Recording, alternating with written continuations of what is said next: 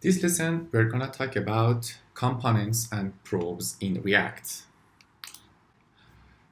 Components let you split the UI into independent and reusable pieces and think about each piece in isolation. Conceptually, components are like JavaScript function and they accept arbitrary input called probes and return React element describing what should appear on the screen.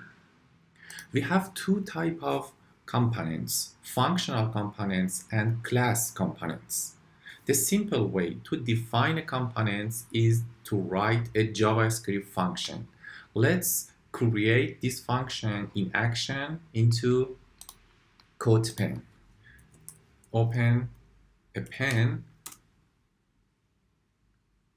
and set the React environment by clicking here and adding React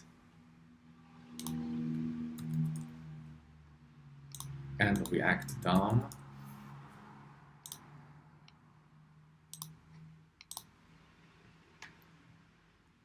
Then create a div with ID root. We want to create our first component here. It's a function component, so create a function like welcome. It accepts a parameters named probes, and inside this function we return a JSX code which is a React element div hello, and we use curly bracket to access the probes property, and here we want to define a name as a probes property. Let's define a variable named element which uses the welcome component and set the name property to Sarah. Very good. It's time to render this component. React DOM.render, which accepts the React component and the container element.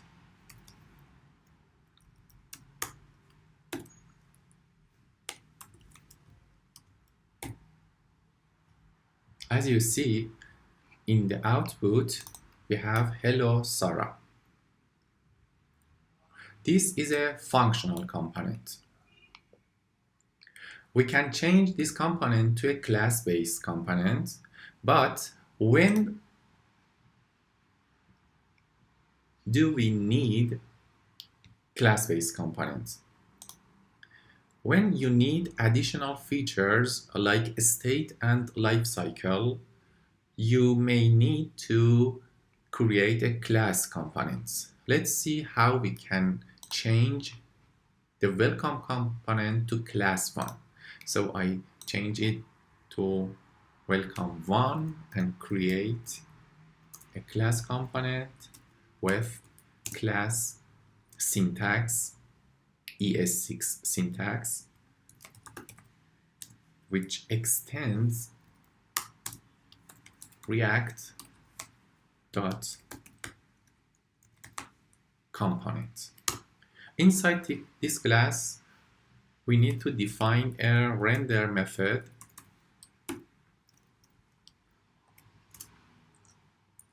and return the code like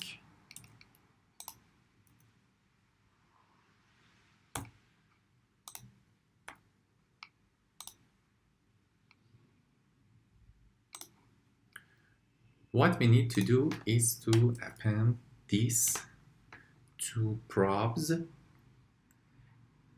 and welcome component works too. Very good. Let's recover what happens while we want to render a component. We only encountered React elements that represent a DOM tag in previous lessons, like this one. However, element can represent user-defined component, like welcome that we already defined. When React sees a user-defined component, it passes JSX attributes, which is probes, to this component as a single object. As you see here, the probes is a single object which contained all the attributes we assign to the component.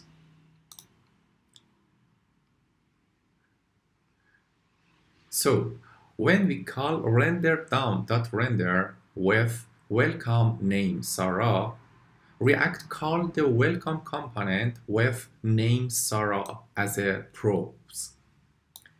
Our welcome component return a hello Sarah element as a result, and React DOM efficiently update the DOM to match this one.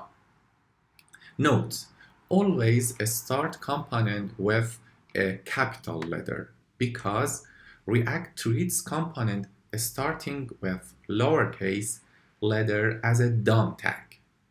So if you change the welcome to lowercase 1, it will not work at all. You see, there is no result here, but if we change it again to capital letter, it will work like this. The last part of this lesson is about probes. Probes are read-only. Whether you declare a component as a functional or as a class, it must never modify its own probes. Consider this sum function. It is a pure function because it doesn't attempt to change their input, it means A and B, and always return the same result for the same input.